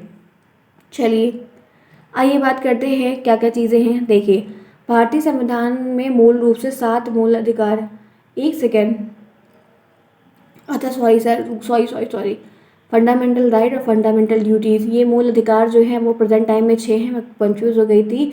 जो मौलिक कर्तव्य हैं वो हमारे 11 हैं, ठीक है, फंडामेंटल राइट और फंडामेंटल ड्यूटीज़। तो ये 7 थे लेकिन प्रेजेंट टाइम में 6 हैं, संपत्ति को हटा दिया गया। लेकिन 44वां संविधान सभा अमेंडमेंट एक्ट 44 जब आया तो उनके द्वारा संपत्ति के मूल अधिकार को समाप्त कर दिया गया, हटा दिया गया, यहाँ से इस लिस्ट से इनको हटा दिया गया, जिसके फलस्वरूप अब केवल 6 ही मूल अधिकार रह गए हैं, जिनका अब बहुत सारा एक आध दो प्रश्न आपको लिखने को आ सकता है, ध्यान रखिएगा। अब आइए चलते हैं मौलिक कर्तव्य, फंडामेंटल ड्यूटीज, ये टोटल 11 हैं। मौलिक कर्तव्य क्या होते हैं, इनका उल्लेख भारतीय संविधान के अनुच्छेद 51(1) में कहा गया है और भाग वो 4 है। चौथा भाग है 51(1) में कहा गया है। वर्तमान में प्रेजेंट टाइम में मौलिक कर्तव्य की जो संख्या है वो 11 है, अर्थात 11 मौलिक कर्तव्य जिनका पालन प्रत्येक भारतीय नागरिक का करना कर्तव्य है, हर एक इंडियन सिटीजनशिप का करना, सिटीजन का करना, ये एक फंडामेंटल राइट है कि उनको ड्यूटीज़ है कि उनको करना ही करना होगा, हर एक चीज़ को ध्यान में रखकर। मौलिक कर्तव्य उन समस्त बातों को जोड़ा जाता है जो राष्ट्र की भावना और संप्रभुता को बढ़ावा देते हैं, बनाते हैं। राष्ट्र के खिलाफ जाने वाली कोई भी बात इसमें मेंशन नहीं की गई है। आगे चलिए, अब डायरेक्टिव प्रिंसिपल, नीति निर्देशक तत्व क्या होते हैं, अब देखते जो आयरलैंड से लाए गए थे। भारतीय संविधान के अनुच्छेद 36 से 51 के अंतर्गत इनमें सारी बातें कही गई है। एक ऐसे प्रावधान शामिल किए गए हैं जिन्हें राज्य को पालन करना चाहिए, इनको राज्यों के द्वारा इनको पालन करवाना चाहिए। केंद्र राज्य सरकार दोनों में इन्वॉल्व रहती, कुछ कुछ पहलुओं में। इनका पालन भारत का एक कल्याणकारी, अगर इनका पालन हो रहा है तो भारत एक कल्याणकारी राज्य बन सकता है पूरी जगह पर। इन्हें आयरलैंड से ग्रहण किया गया था, जो कि मैंने आपको पहले ही बताया। क्लियर? आप समझ पा रहे हैं कि मैं आपको यहाँ पर क्या समझाने का प्रयास कर रही हूँ। मैं आपके साथ यहाँ पर महाभारत महाभारत आज क्यों निकल रहा है मेरे मुँह से, महामैराथन की क्लास में आपका जो ज्योग्राफी का पूरा सेक्शन था वो मैंने पूरा कवर किया। फिर मैं आपके पॉलिटी के सेक्शन पर बढ़ी हूँ जो कि आपको करवा रही हूँ। हिस्ट्री का मैंने पार्ट 1 में दिया है, पार्ट 2 में आज ये 2 पार्ट में बनेगा। आपको मैं 1.5 घंटे के एक जितना भी हो पाएगा उतना मैं आपका वक्त लेके ये चीज़ आपकी आज पूरी कवर करवा दूँगी। मुझे उम्मीद है कि आप मेरी बात को समझ पा रहे हो। एक बार आपका रिवीजन मेरे साथ ये लास्ट बार ज़रूर हो रहा होगा। Clear friends? किसी को कोई प्रॉब्लम है? होपफुली मैं अपना पूरा बेस्ट कर रही हूँ, शायद आपको कोई प्रॉब्लम ना हो। चलिए आगे बढ़ते हैं। नीति निर्देशक तत्व का क्लासिफिकेशन, वर्गीकरण क्या है? पहला, सामान्य जनता को अधिक न्याय उपलब्ध कराने वाले नीति, मतलब जनता को जो न्याय देना है, बताना है, सिखाना है, उनके बारे में नीति निर्देशक तत्व बनाए गए हैं, उनमें हर चीज़ लिखी गई है। सामान्य जनता को सामाजिक न्याय उपलब्ध, समाज का जो न्याय है वो भी उपलब्ध कराने वाली बातें उसमें हैं। फिर राजनीतिक और पर्यावरण संबंधी जितनी भी बातें हैं वो भी उसमें इन्वॉल्व की है, क्या बताना है, क्या सिखाना है, कैसे रक्षा करनी है। अंतर्राष्ट्रीय शांति और सुरक्षा भी नीति निर्देशक के तत्व के अंतर्गत आते हैं कि हमें कितना हमारा दायित्व है वो हमें निभाना होगा। सब चीज़ें लिखी हुई है, ठीक है। अब आइए बात कर लेते हैं उपभोक्ता जागरूकता से क्या आशय है, इसकी क्या आवश्यकता हमको पड़ती। 2 नंबर का प्रश्न आता है, इसलिए मैंने डायरेक्ट क्वेश्चन वाला ही टॉपिक बना दिया। उपभोक्ता जागरूकता से एक आशय ये है कि उपभोक्ताओं या खरीदारों के उत्पाद सेवाओं में उनके अधिकारों के बारे में जानकारी से अवगत कराया जाए। क्या है, कितनी खरीद है, कितनी लागत है, क्या हो रहा है, क्या नहीं हो रहा है, आपका कितना राइट है, क्योंकि आपको कोई बेवकूफ़ ना बना सके। खरीदारों की जानकारी के बारे में हमें पता होना चाहिए ताकि वे हर समय सर्वोत्तम निर्णय ले सके। हमें सारी बातें पता हो और सही डिसीजन ले पाए, क्या उचित है, वे कोई बेवकूफ़ नहीं बना रहा है, हम क्या कर रहे हैं, ठीक है। यह लेख उपभोक्ता जागरूकता और उपभोक्ता अधिकारों का विस्तार करेगा। सारी बातें कंज्यूमर राइट्स के बारे में, कंज्यूमर के सारी बातों को बताएगा, क्या क्या जानना चाहिए, क्या क्या उचित है आपके लिए। उपभोक्ता जागरूकता एक प्रक्रिया है, ये एक ऐसा प्रोसेस जिसमें ग्राहकों को, उपभोक्ताओं को जागरूक किया जाता है, बताया जाता है हर एक बात को जो वो नहीं जानते हैं, जिसमें उपभोक्ता को उन अधिकारों, उनके रूल्स के, उनके राइट्स के, नियमों के बारे में बताया जाता है, जिससे कि वह जागरूक होकर किसी भी सेवा वस्तु खरीद कर उसका उपयोग, मतलब कोई सेवा चल रही है या कोई वस्तु बट रही है, कोई भी चीज़ हो रहा है, बटना ही नहीं, उनका लाभ उठा सके और सही समय पर कर सकें और सही तरीके से उसका लाभ उठाएं, गलत तरीके से नहीं, ठीक है। अब आइए बात करते हैं भारतीय जो अर्थव्यवस्था है, कृषि का योगदान और महत्व क्या है ये जानेंगे। कृषि प्रधान देश होने के नाते सिर्फ भारत की अर्थव्यवस्था में कृषि का अहम योगदान रहा है, बल्कि भारत में 70% से भी अधिक जो है कृषि का योगदान हमेशा से देखा गया है। जनसंख्या प्रत्यक्ष या अप्रत्यक्ष रूप से कृषि पर, जो एक देखिए कोविड आया तो सब अपने घर को लौट के आए कि नहीं, कितने सारे घर बने, बाद में गाँव में बहुत सारे घर बने, बहुत कुछ हुआ, बहुत कोविड ने असलियत दिखा दी, बहुत सारा, बहुत कुछ, बहुत लोगों का बहुत लॉस हो गया, बहुत लोगों का बहुत अच्छा भी हो गया, बहुत कुछ हुआ। हर एक साथ विपत्ति नहीं आएगी, सबके, किसी का अच्छा हुआ, किसी का बुरा हुआ। तो यहाँ पर है कि जो जनसंख्या, पॉपुलेशन है, वो किसी न किसी बेस पर कृषि पर डिपेंड है। अल्टीमेटली ये कह सकते हैं कि कृषि देश के तकरीबन करोड़ों लोग की आजीविका सुरक्षा प्रदान करती है, उनको प्रोटेक्शन देती है। ये एग्रीकल्चर देश के लगभग 52% जो श्रमिक है, लेबर है, रोजगार की व्यवस्था करती है। भारतीय अर्थव्यवस्था में कृषि की हिस्सेदारी भले ही 14% है, लेकिन देश की अर्थव्यवस्था में कृषि का बहुत ही, भारत की जो हिस्सेदारी में देखेंगे तो भले वो 14% रह गया है, लेकिन अगर पूरे देश का, कंट्री का मानेंगे, उसकी अर्थव्यवस्था देखेंगे तो काफ़ी इंपॉर्टेंट है। क्योंकि देश की 1 अरब आबादी जो खाद्य सुरक्षा प्रदान करती है, वहीं दूसरी ओर देश में कृषि आधारित उद्योग के कच्चे माल की व्यवस्था भी करती है, जो कि एक बहुत बड़ा, बहुत ही मेजर रोल है, जिसकी वजह से हम इससे काफ़ी लाभ उठाते हैं और अपनी इकोनॉमी को मेंटेन करके भी रखते हैं। आगे आइए, चलिए बात कर लेते हैं मुद्रा क्या है, मुद्रा का अर्थ क्या होता है। मुद्रा शब्द अंग्रेजी के मनी का हिंदी रूपांतरण है। मनी को लैटिन भाषा के शब्द से लिया गया है, मोनेटेर से, ठीक है, मोनीटा से इसको लिया गया है। आगे देखते हैं इनकी परिभाषा क्या है। मुद्रा एक ऐसी वस्तु, एक ऐसी थिंग्स है जो सामान्य रूप से विनिमय है, एक्सचेंज होती है। एक्सचेंज के माध्यम से मूल्य के माप, धन के संचय, स्टोर करना, ऋणों के भुगतान के लिए इसके कई रूपों में इसको स्वीकार किया जाता है। मुद्रा को राजकीय मान्यता, राजस्व और संरक्षण भी प्राप्त होता है। दूसरे शब्दों में हम ये भी कह सकते हैं कि मुद्रा धन के उस रूप को कहते हैं जिससे हम दैनिक जीवन में क्रय विक्रय, कुछ बाइंग करते हैं, कुछ सेलिंग करते हैं, कुछ खरीदते हैं, कुछ खरीदना है तो इनके द्वारा खरीद सकते हैं, बेचना है, करना है, तो ये सारा काम हम इन करेंसी के थ्रू करते हैं। क्राउच साहब एक थे, उन्होंने कहा कि मुद्रा एक ऐसी वस्तु है जो विनिमय के माध्यम, विनिमय के एक्सचेंज का मीडियम के रूप में सामान्यतः स्वीकृत की जाती है और साथ ही साथ मुद्रा के माप और मुद्रा के संग्रह के भी कार्य करने में काफ़ी मदद करती है। आगे आइए, वाकर ने क्या कहा, मुद्रा वह है जो मुद्रा का कार्य करे। मुद्रा वो होती है जो मुद्रा का कार्य करे, मतलब मुद्रा किस लिए बनी है, मुद्रा क्यों ज़रूरी है। मुद्रा वही है क्योंकि कागज़ का टुकड़ा आप एक देकर नहीं कर सकते। जैसे पीके वाली मूवी आई थी तो आमिर खान क्या कर रहा था, जिसपे गांधी जी का फोटो बना हुआ था, ले जाके बटोर बटोर के दे रहा था उस गांजर वाले को, ये कर रहा था ना, क्योंकि उसको पता नहीं था।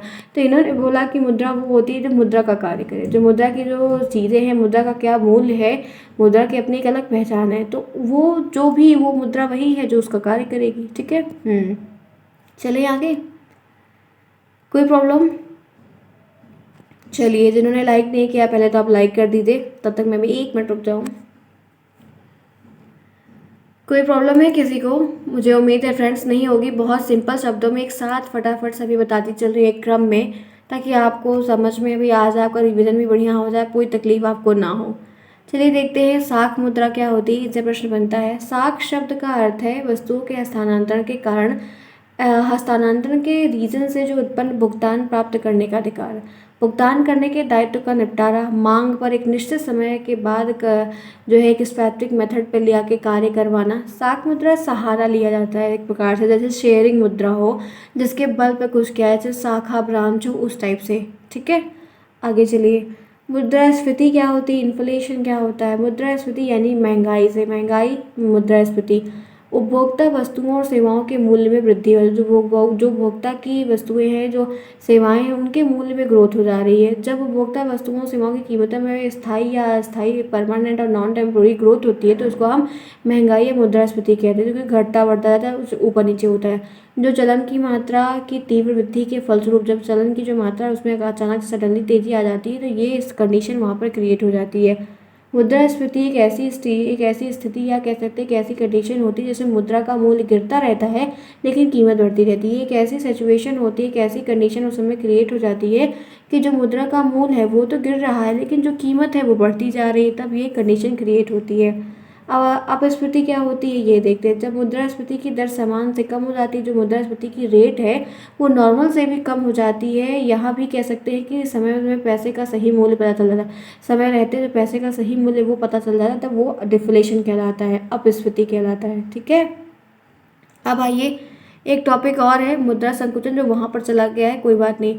जब मुद्रा की मांग अपेक्षा की पूर्ति कम होती है, जब मुद्रा की जो मांग है, डिमांड है, उसकी अपेक्षा की पूर्ति उस समय कम होती है तो वस्तुओं और सेवाओं का उत्पादन जो है उस समय बढ़ जाता है तथा कीमत भी फिर जो है वो बल्क में है तो गिरने लगेगा। मुद्रा का जो आंतरिक मूल्य है वो भी बढ़ जाता है। इस स्थिति को मुद्रा संकुचन कहते हैं, ठीक है। क्या कहते हैं? मुद्रा संकुचन कहते हैं। Money consumption, composition. अवमूल्यन क्या होता है ये देखते हैं, अवमूल्यन के बारे में जानते हैं। अवमूल्यन की, मुद्रा का मूल्यह्रास या अवमूल्यन का आशय एक अस्थायी, एक नॉन टेम्पोररी विनिमय प्रणाली के द्वारा मूल्य में गिरावट से होता है। जब मूल्य में गिरावट आने लगती है तब एक कंडीशन क्रिएट होती है। रुपए के मूल्यह्रास का मतलब है कि डॉलर के मुकाबले रुपए का कमजोर है। जैसे इस समय क्या चल रहा है, एक डॉलर कितना चल रहा है, शायद 81 रुपये समथिंग कुछ चल रहा है। 81 रुपये में सोचिए 70-72 पहले कितना कम था, इस समय सोच लीजिए कितनी दिक्कत हो रही है। डॉलर के मुकाबले देखा जाए तो हमारा इंडिया का रुपये कमज़ोर है ना। मतलब ठीक है। चलिए, इसका मतलब ये है कि एक रुपया जब पहले की तुलना में कमज़ोर हुआ करता था तब तक कंडीशन क्या थी। आइए देखते हैं भारत में मौद्रिक नीति क्या है। इनसे ज़्यादा प्रश्न नहीं बने, कम ही बने, बने हैं, ऐसा नहीं है कि नहीं बने हैं, लेकिन कम बने हैं। आइए देखते हैं यहाँ पर क्या बातें बताई जा रही हैं, ध्यान से देखिएगा। चलिए, मौद्रिक नीति में आता है भारत की जो मौद्रिक नीति का प्राथमिक उद्देश्य है विकास के उद्देश्य को ध्यान रखना, डेवलपमेंट को ध्यान में रखते हुए मुद्रा की जो स्थिति है, मूल्य को स्थिर बनाए रखना, मूल्य को परमानेंटली स्थिर बनाए रखना, ताकि वो उसी पे रुके रहें और उसी पे फॉलो अप होकर कार्य को आगे बढ़ाएं। मौद्रिक नीति क्या कहलाती है, इनके बारे में जानते हैं। मौद्रिक नीति आर्थिक नीति के अंतिम उद्देश्य को प्राप्त करने की दृष्टि से, उस पॉइंट ऑफ व्यू से, ब्याज की जो रेट है, मुद्रा आपूर्ति, ऋण की जो उपलब्धता है, जैसे परिणामों को विनियम करने के लिए केंद्रीय बैंक के कंट्रोल में मौद्रिक साधनों का उपयोग करना। क्योंकि देखिए, जैसे रिजर्व बैंक की तरफ से जैसे बैंक से हम लोग लोन लेते हैं तो बैंक हमसे ब्याज लेती है। तो जो बैंक, जैसे जो हमारी शाखा ब्रांच होती है, जिस जिले में हम रहते हैं वहाँ की जो ब्रांच होती है, उनके पास जो पैसे आते हैं वो भी तो आरबीआई से लोन लेते हैं।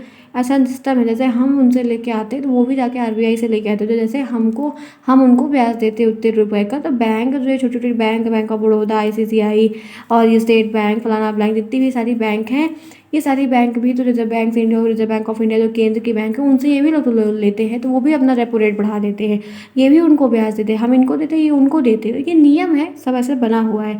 भारतीय रिजर्व बैंक आरबीआई को मौद्रिक नीति के संचालन के लिए उत्तरदायी सौंपा गया कि आप उसको मौद्रिक नीति का नियम बनाए रखते हुए ध्यान से करो और सुचारू रूप से कार्य करवाओ, कोई भी दिक्कत ना आने पाए। यह उत्तरदायी भारतीय रिजर्व बैंक के अधिनियम 1934 के अंतर्गत पूरे रूप में जारी किया गया था। पूरी बात क्लियर उसमें बताई गई थी। चलिए, अब यहाँ पर क्या है, भारत में लघु उद्योग क्या, स्मॉल स्केल इंडस्ट्री। भारत में जो लघु उद्योग है वह जो मैन्युफैक्चरिंग कंपनी है, मैन्युफैक्चरिंग जो इस्टेब्लिशमेंट है, सेवाएं प्रदान करना और उत्पादन का लघु और सूक्ष्म पैमाने पर किया जाना। ठीक है, उदाहरण के लिए लघु उद्योग में जैसे आप नैपकिन का, टिश्यू पेपर का बनना, चॉकलेट का, टूथपिक वगैरह, पानी की बोतल, छोटे बच्चों के खिलौने, कागज, ये सब उसी में आ जाते हैं। ये सब उनके उदाहरण हैं। इनके लिए 1 लाख रुपए भी फिक्स किया गया है, मतलब स्टार्टिंग पर्पज से। लघु उद्योग उन व्यवसाय को संदर्भित करता है, कैसे क्राइटेरिया को फिक्स करता है जिसमें संचालन में कम पूंजी, कम निवेश लगे, कम लागत लगे, कम श्रम जुड़ा हो और प्रौद्योगिकी का सीमित एक इंटीग्रेशन शामिल हो उसमें। मतलब फिक्स चीज़ें कि क्या क्या इसमें इन्वॉल्व होगा।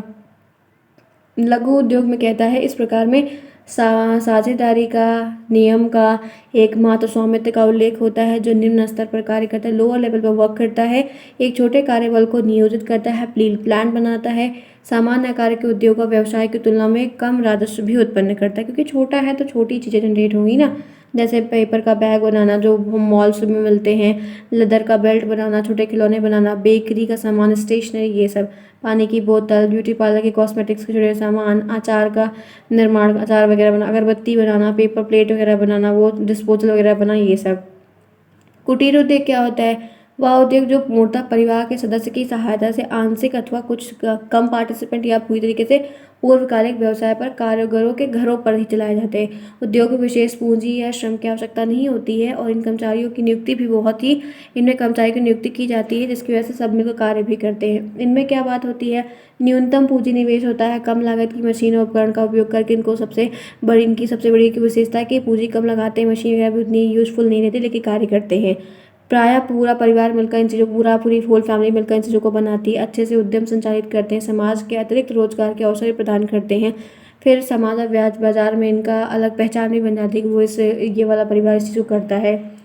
अब अगर इतनी अच्छी चीज़ें हैं तो कुछ दिक्कत भी होगी। अब आइए बात कर लेते हैं दिक्कत क्या हो रही है। तो यहाँ पर है कि कुटीर उद्योगों के अंतर्गत कार्य करना मतलब अधिक परिश्रम और न्यूनतम लाभ, मतलब बहुत लागत, बहुत काम, बहुत ज़्यादा पैसा कम मिलता है, मतलब उतना प्रॉफिट नहीं होता जितना आप काम करते हो उसके हिसाब से। ये एक बहुत बड़ी समस्या भी देखने को मिली है। किसी अन्य कर्मचारी का स्वामी द्वारा नहीं रखा जाता, किसी अन्य कर्मचारी को वहाँ पर हायर नहीं किया जाता, रखा नहीं जाता है। उद्योग का स्वामी उसके परिवार के लोग ही कर्मचारी रहते हैं, मतलब परिवार के लोग ही मिल करेंगे। इन उद्योग को चलाने के लिए व्यक्ति उद्योग संचालक नहीं, मात्र कारीगरी जैसे ही कहे जाते हैं, उनको बड़ा संचालक नहीं कहा जाता है, वो बस कारीगर टाइप के उनके दर्जे देके उनसे कार्य करवाए जाते हैं। तो बहुत सारी चीज़ें अच्छी भी है, बुरी भी है। ठीक है, अब बहुराष्ट्रीय एमएनसीज क्या होती है, मल्टीनेशनल कंपनी, इनके बारे में जानते हैं। ये एक ऐसी कंपनी होती है जो एक से अधिक देशों में फैली हुई है, एक से ज़्यादा ब्रॉड लेवल पर फैली हुई है, एक जगह मतलब एक हब है, फिर ब्रांचेस खुलती है, फ्रेंचाइजी वगैरह बढ़ जाती है। उसी तरीके से जिसका उत्पादन सेवा सुविधाओं को और लोगों की हेल्प देश के बाहर भी होता है, इससे जन्म लेता है, मतलब नई नई चीज़ें बनती हैं, नई नई जगह जाते हैं लोग और ग्रो करते हैं। ऐसी कंपनी को अंतर्राष्ट्रीय कंपनी या बहुराष्ट्रीय कंपनी कहा जाता है, जो एक से दूसरे देशों में भी अपने कार्य को अच्छे से संभालती और करती हैं। तो फ्रेंड्स, आपका ये पूरा हो गया एंड, सोशल साइंस पूरा हो गया ओवर। 50 नंबर का पेपर आपको मैंने यहाँ पर डन करवा दिया।